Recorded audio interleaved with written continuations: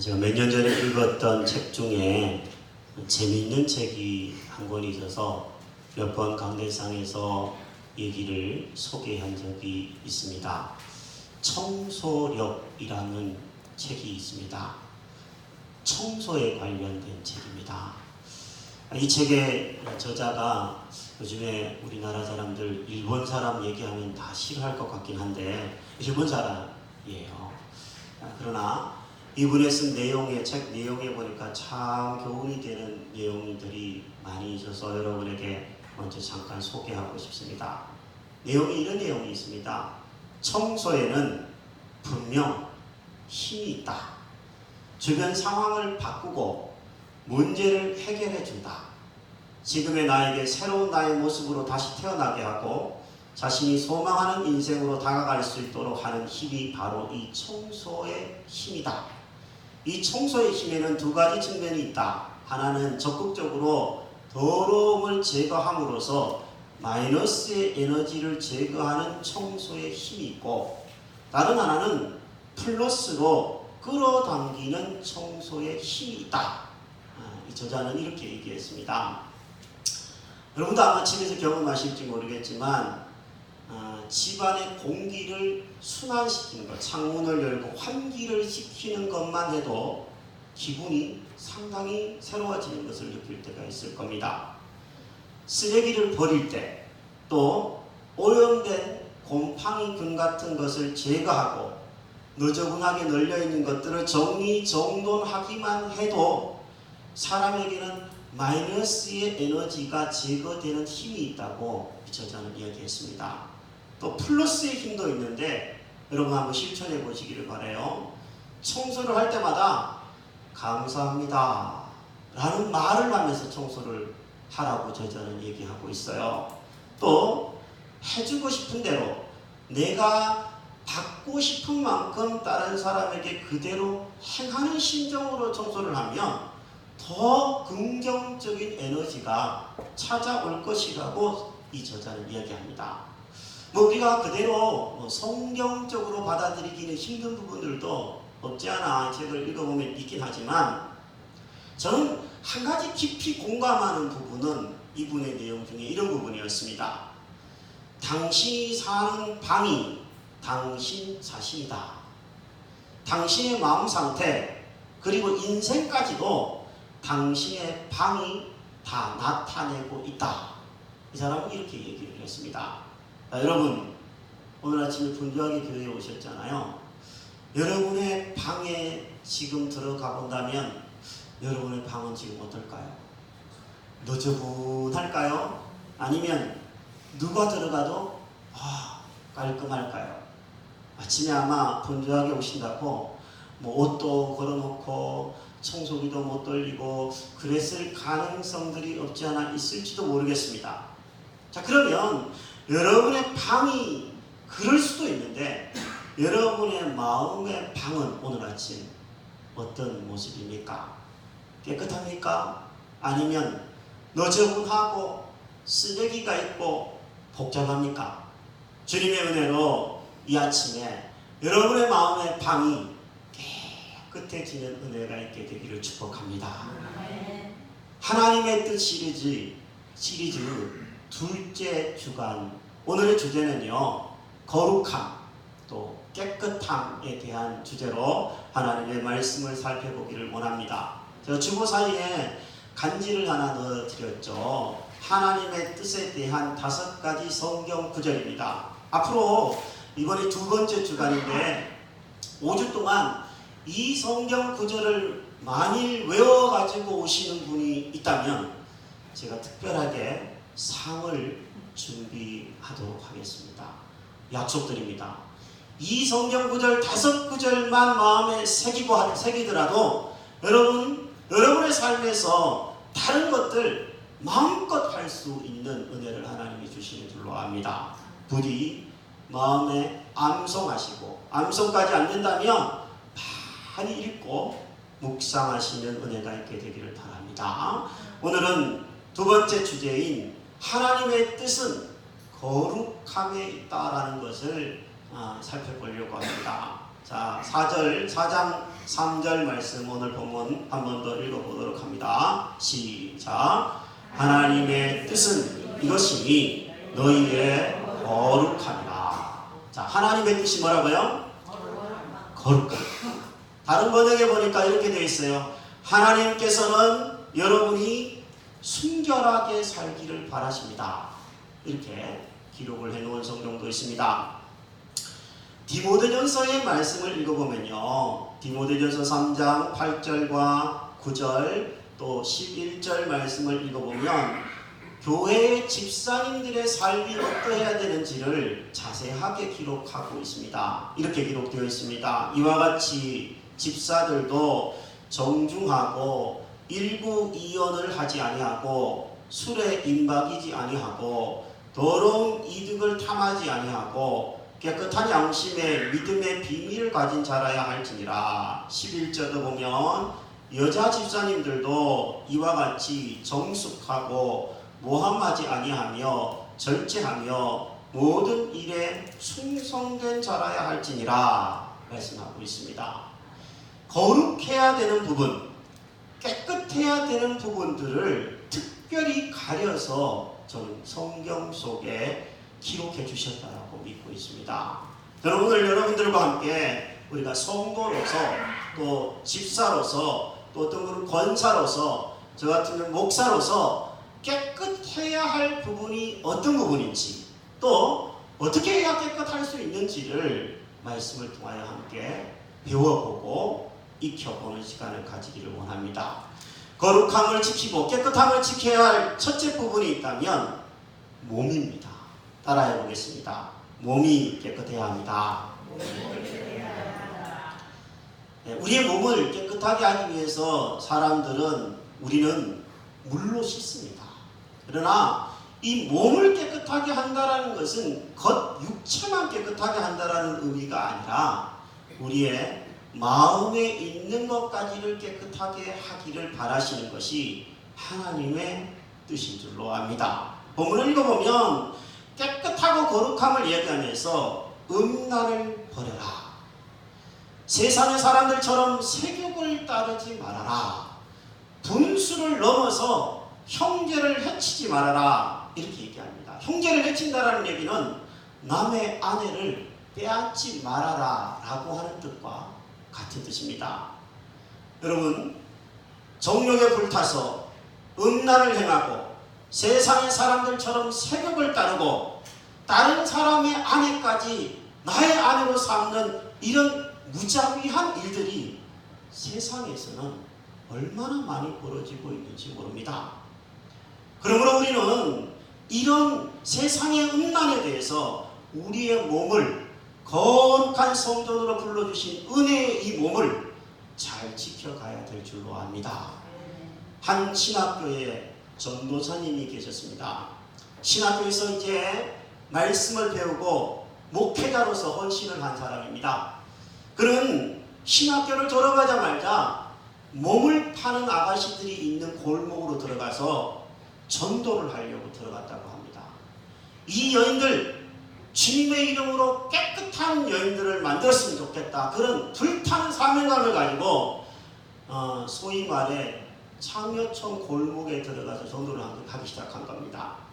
그런데 참으로 안타까운 것은요, 몇 년이 지난 다음에 이 전도사님은 포주가 되고 말았다고 해요. 그 여인들을 관리하는 사람을 포주라고 그러죠.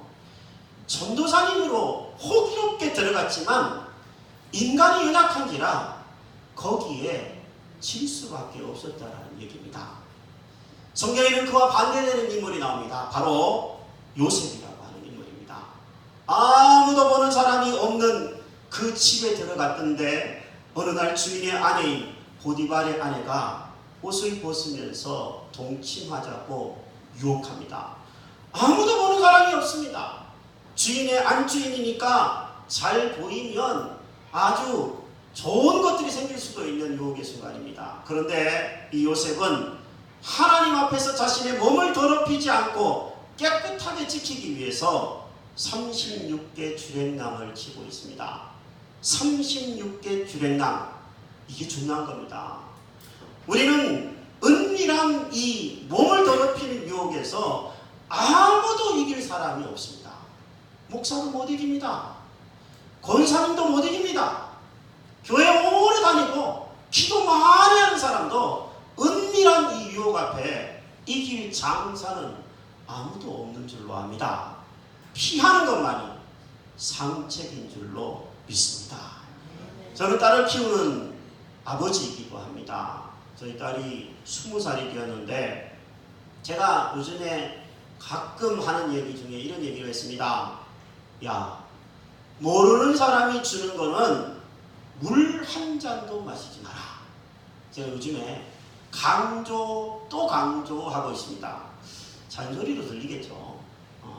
근데 한편으로는 잔소리로 들리겠지만 매스컴을 보면 우리는 강남의 모 클럽에서 일어났던 사건들, 이 시대에 벌어지는 동성애에 관련된 여러 이슈들, 논쟁거리가 될 만한 거니까 이 시간에 다 자세하게 얘기할 수는 없지만 얼마나 추악한 일들이 많이 벌어지고 있는 것이 이 나라의 현장인지 우리는 잘 보고 있습니다. 그래서 제가 할 수 있는 얘기는 잔소리 같은 훈계예요. 모르는 사람이 주는 거는 물 한 잔도 마시지 마라. 얘기할 수밖에 없어요. 근데 제가 아무리 얘기하는 것보다도 제 딸이 스스로 깨닫고 위험한 세상인 줄 알고 조심하는 것이 선행되어야 할 줄로 압니다. 사랑하는 여러분, 여러분과 저는 여자분들만 그런 게 아니라 남자분들도 마찬가지예요. 여러분들이 강대상 아래 앉아있어서 여러분들이 더 시험이 많고 저는 강대상 위에 있어서 더 유혹이 적은 게 아니에요. 우리는 다 똑같은 연약한 자들입니다. 똑같이 범죄하기 쉬운 죄인들입니다. 결코 어둠의 세력에 맞서려고 하지 말고 주님께 피함으로 몸을 깨끗하게 지켜나가는 하나님 앞에 드려지는 귀한 성전이 되는 몸이 되기를 주의 이름으로 축복합니다. 우리가 거룩함을 지켜야 할 이 첫 번째는 바로 몸입니다. 그리고 두 번째, 하나님 앞에서 우리가 거룩함을 지켜야 할 것이 있다면 돈입니다. 저는 오늘 한 단어로 여러분에게 얘기하려고 해요. 몸 다음에 뭐라고요? 돈입니다. 돈. 오늘 주일학교 예배 시간에 발람이라고 하는 점술가 혹은 선지자에 대해서 말씀을 소개한 적이 있습니다. 구약성경에 등장하는 점술가이자 선지자였던 사람인데요. 이 사람은 모압 왕인 이름이 비슷한 발락이라고 하는 왕이 신하들을 보내서 많은 돈을 주면서 이스라엘을 저주하도록 부탁을 받습니다. 처음에 이 사람은 하나님께 기도해 볼게요. 그러면서 기도하자 하나님이 가지도 말고 이스라엘을 저주하지도 말라고, 왜냐하면 이스라엘은 복을 받은 민족이라고 분명히 하나님이 말씀을 해주셨음에도 불구하고 돈의 유혹 앞에 그는 점점 끌려가기 시작합니다. 더 많은 돈을 주겠다, 더 높은 지위를 주겠다 라고 모압 왕이 자꾸 사람을 보내고 설득하자 따라갑니다. 못 이기는 척 따라가다가 나중에는 그만 이스라엘 백성들이 범죄하도록 자리를 알선하고 말아요. 결국에는 이 발람이라고 하는 선지자는 하나님의 심판을 받아서 멸망을 당하고 맙니다.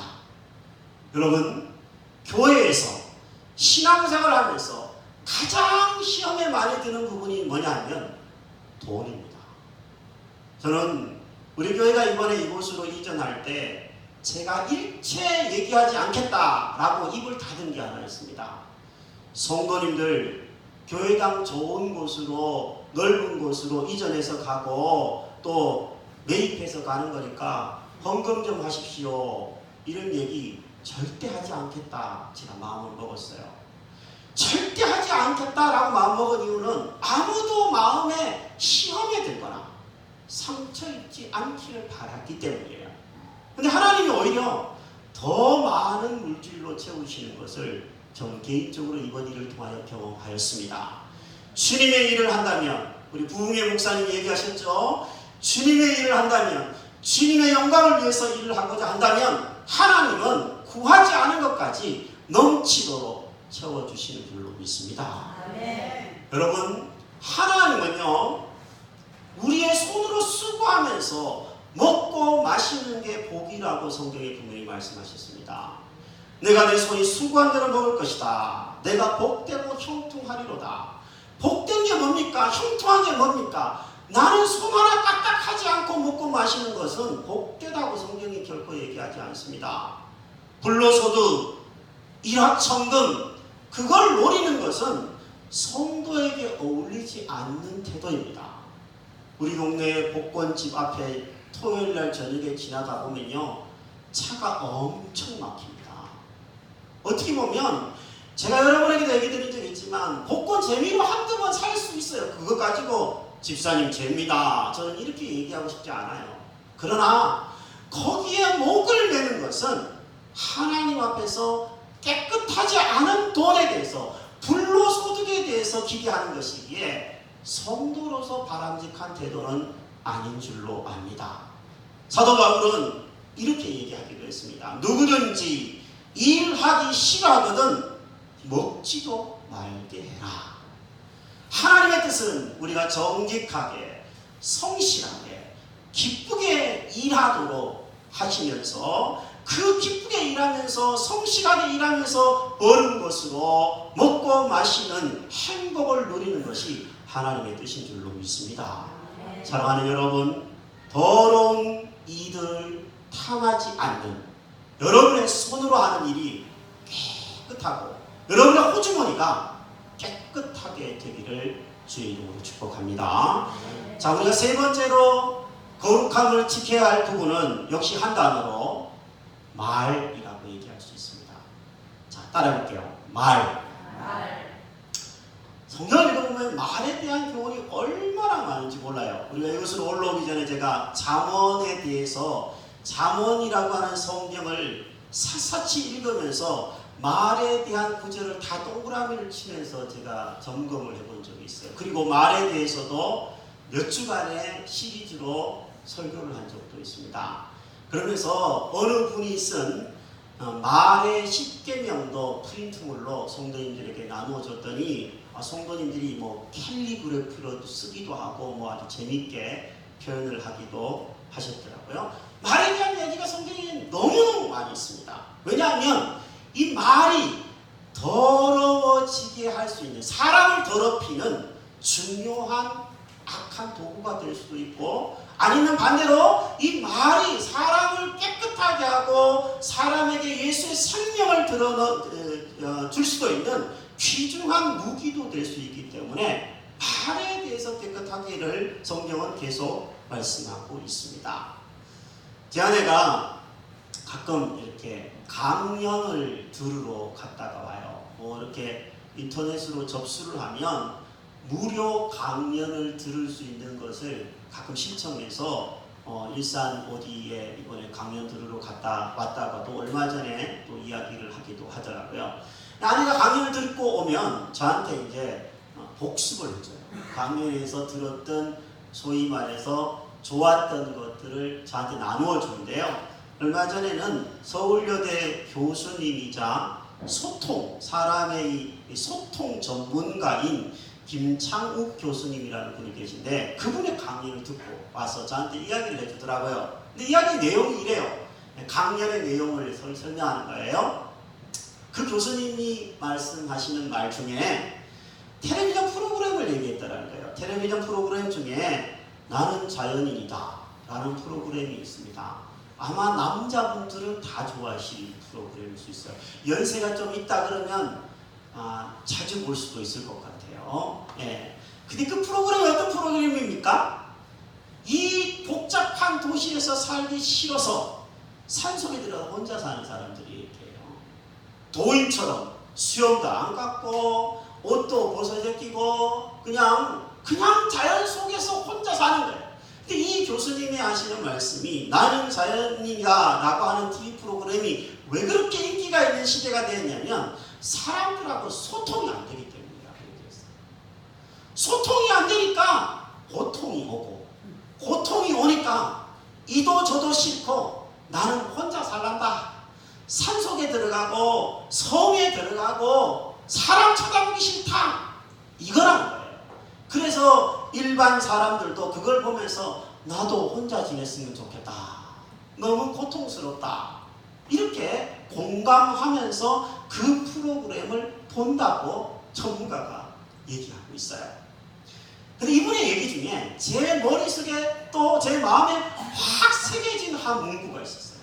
아내의 전달인데도 불구하고 제 마음에 확 새겼어요. 뭐냐면 이런 말이에요. 인간 관계가 깨지는 원인은 말을 기분 나쁘게 하기 때문이다. 라는 말이에요. 따라 해볼까요? 관계가 깨지는 원인은 말을 기분 나쁘게 하기 때문이다. 그런 것 같으세요? 진짜요?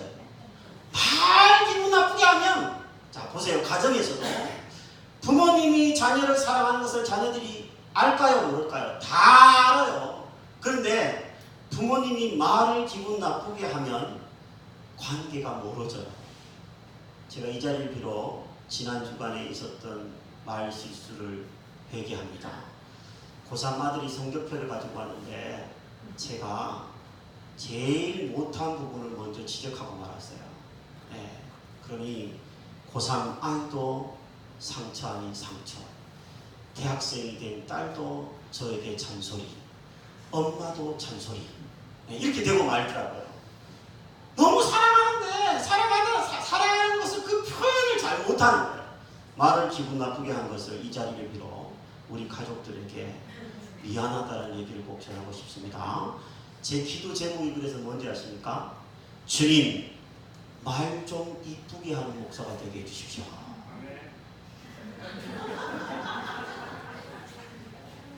여러분도 이 기도 같이 드리시면 좋지 않을까요? 주님, 정말 제가 우리 가족을 사랑하는데 저 여러분 성도님들 너무너무 너무너무 사랑하거든요. 여러분이 못 느끼실지 몰라도 저 여러분들 너무너무 사랑해서 제 모든 것들을 걸고 하나님 앞에서 사랑하려고 노력합니다. 그런데 이놈이 말 때문에, 이놈은 주둥이 때문에 가끔 이게 뭐야? 너 마음에도 없는 얘기 왜 했어? 쓸데없는 얘기 왜 했어? 이런 경우들이 종종 벌어지는 자신을 발견하게 됩니다.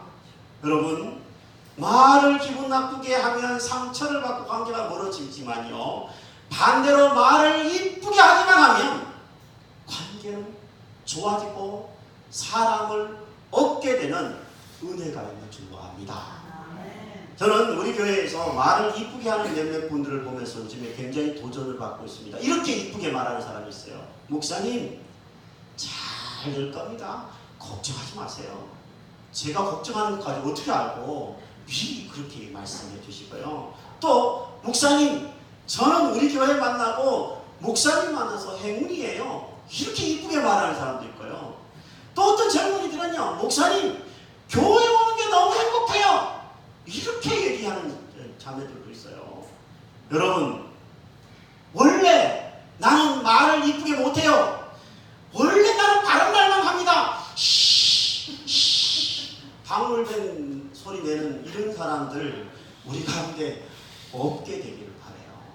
하나님의 은혜로 정말 연기라도 할 수 있는 사람, 정말 하나님의 은혜로 속되고 헛된 말을 멀리하고 거친 말을 삼가하고 욕은 교회 안에서 결코 하지 않고 이해하고 격려하고 칭찬하고 위로하고 힘이 되는 말들을 서로 해가는, 그래서 우리의 입이 깨끗하게 쓰임받는 귀한 입이 되기를 주님의 이름으로 축복합니다. 말씀을 한번 정리해 보도록 할게요. 제가 거룩함을 지켜야 할 세 가지 부분을 여러분과 함께 살펴봤습니다. 뭐였죠? 몸이 있습니다. 그 다음에 뭐였죠? 돈이 있습니다. 그 다음에요? 말이 있습니다. 여기 완벽하게 이 세 가지를 다 나는 깨끗하다 이렇게 말할 수 있는 분이 있을까요? 그렇게 말하는 분이 있다면 저는 둘 중에 하나라고 생각해요. 거짓말쟁이거나 자기의 수준을 모르는 사람이라고 생각해요. 다 거친 말들이 한두 마디는 나왔을 것이고 다 연약한 부분들을 가지고 있는 것이 인간입니다. 그래서 죄인이에요, 인간은. 그래서 하나님이 우리를 거룩하게 하는 길을 주셨으니 그것이 바로 십자가의 보혈인 줄로 믿습니다. 우리는 지난주에 십자가의 은혜를 다시 한번 살펴봤습니다. 여러분, 우리가 거룩하고 깨끗하게 되는 길, 지저분한 우리에게, 죄인된 우리에게 깨끗한 길을 하나님이 은혜로 열어주셨으니 그게 바로 주님의 십자가요 보혈인 줄로 믿습니다. 그러므로 우리는 그 보혈을 의지하기만 하면 거룩함을 지킬 수 있는 줄로 믿습니다. 또 하나가 있다면 성경을 따라, 성령을 따라 행하는 길이 있습니다. 우리에게 하나님이 귀한 성경 말씀을 들려주셨어요. 여러분, 성경 한 권 뭐 3만원, 4만원이면 사지만 이거 200년 전에, 300년 전에, 1000년 전에 성경 구하려고 그러면 억만금을 주고도 못 구하는 겁니다. 하나님의 말씀을 우리 손에 들려주셨어요. 얼마나 은혜의 시대에 우리가 있는지 모릅니다. 그 은혜로 주어진 이 성경, 그 성령님을 따라서 우리가 행하기만 한다면 거룩함을 지킬 수 있는 저희들이 될 줄로 믿습니다. 그리고 여러분, 우리 주변에 얼마나 좋은 성도들이 있습니까? 여러분 주변에 지금 옆에 있는 분들 좋은 분들입니다. 제가 교회에서 성도님들 만나보지만 저도 괜찮은 사람이긴 하지만 정말 우리 교회 성도님들 괜찮은 분들만 모여있다, 저는 이렇게 생각하고 있습니다. 저는 이런 생각을 가끔 하기도 해요.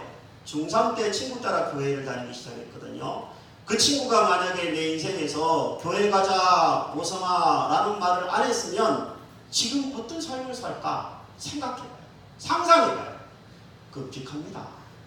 제가 늘 말씀드리지만 저 예수 안 믿었으면 여러분들보다도 더 못된 인간이 됐을 것입니다. 제가 성질이 상당히 있어요. 못됐을 거예요. 그런데 이만큼 은혜를 주신 게 성령님의 은혜요, 성경을 통한 은혜인 줄로 저는 믿고 있습니다. 사랑하는 여러분, 함께 주님을 따르는 귀한 성도들 옆에 은혜로 주어졌음을 알고 깨끗한 자들과 함께 주를 따름으로 거룩하고 깨끗한 삶을 살 수 있게 되기를 주의 이름으로 축복합니다. 저희 집에는요, 찬장에 1년에 한 번 내지 2번밖에 사용하지 않는 그릇이 몇 개 있습니다. 개척 전에 한 10년도 더 훨씬 전에 누군가가 저희에게 선물을 해줬던 찻잔이에요. 저희 집에 오면 그 찻잔에 차를 마실 수 있는 특권을 드리겠습니다. 근데 제 아내가 1년에 한 번 아니면 2번밖에 안 꺼내는 것 같아요. 집에 귀한 손님이 왔을 때 꺼내요. 근데 반면에요, 이렇게 1년에 한 번밖에 사용하지 않는 그릇도 있지만 매일 사용하는 그릇도 있습니다. 매일 사용하는 그릇이 저희 집에는 있어요. 가까이 있어요. 하나님의 집에도요, 금그릇, 은그릇 같이 귀중한 그릇도 있지만 나무 그릇, 질그릇 같이 형편없어 보이는 그릇들도 있습니다. 그런데 여러분은 어떤 그릇인지 한번 생각해 보실 거예요. 또 여러분들은 어떤 그릇이 되고 싶은지도 한번 생각해 보기를 바라요. 아마 모르긴 몰라도 여러분 중에 난 금그릇 되고 싶어, 은그릇 되고 싶어, 이렇게 생각하는 분들이 있을지 몰라요. 하지만 저는 이렇게 생각합니다. 하나님 앞에서 금그릇, 은그릇이 중요한 게 아니라 깨끗한 그릇이 되어서 나무 그릇, 질그릇이라도 깨끗한 그릇이 되어서 쓰임받는 그릇이 되기를 하나님은 원하시는 줄로 압니다. 저는 금그릇 되기를 바라지 않습니다. 쓰여지지도 않는 은그릇 되어서 찬장 속에 처박혀 있는 그런 그릇 되고 싶지 않고요, 그냥 하나님 앞에서 깨끗한 그릇이 되어서 나무 그릇이라도 좋고 질그릇이라도 좋으니까 쓰임받는 그릇이 되고 싶습니다. 여러분도 그런 그릇 되고 싶지 않으십니까? 하나님께 쓰임받는 그릇이어야지 값진 그릇이지, 쓰지도 못하는 금그릇, 은그릇, 쓰임받지도 못하는 금그릇, 은그릇 되어서 어디다가 쓰려고 그럽니까? 여러분, 하나님의 은혜의 십자가로 우리는 이미 깨끗해진 사람들입니다. 주보를 의지하면서 우리 거룩하게 깨끗하게 살아가도록 하십시다. 하나님의 은혜로 우리에게 성경을 주시고 성령님을 주셨습니다. 그 성경을 따라, 성령을 따라 우리의 몸과 우리의 말과 우리의 돈을 깨끗하게 사용할 수 있도록 노력하십시다. 하나님의 은혜로 우리에게는 좋은 교회와 성도들을 하나님이 붙이셨습니다. 그분들과 함께 주님을 따르십시다. 그래서 우리의 마음이 거룩하고 우리의 호주머니가 깨끗하고 우리의 몸이 정결한 몸이 되기만 한다면, 지금도 그러하지만, 하나님의 은혜로 그러하지만 하나님께 쓰임받는 그릇이 되어서 마음껏 쓰임받는 보람을 느끼는 우리의 인생이 되었으면 좋겠습니다. 여러분과 저의 삶에 거룩이 능력이며 깨끗한 사람을 하나님이 쓰심을 알고 여러분과 제가 쓰임받게 되기를 주의 이름으로 축복합니다. 함께 한번 우리 말씀을 붙들고 기도하는 시간을 잠시 가지도록 하십시다.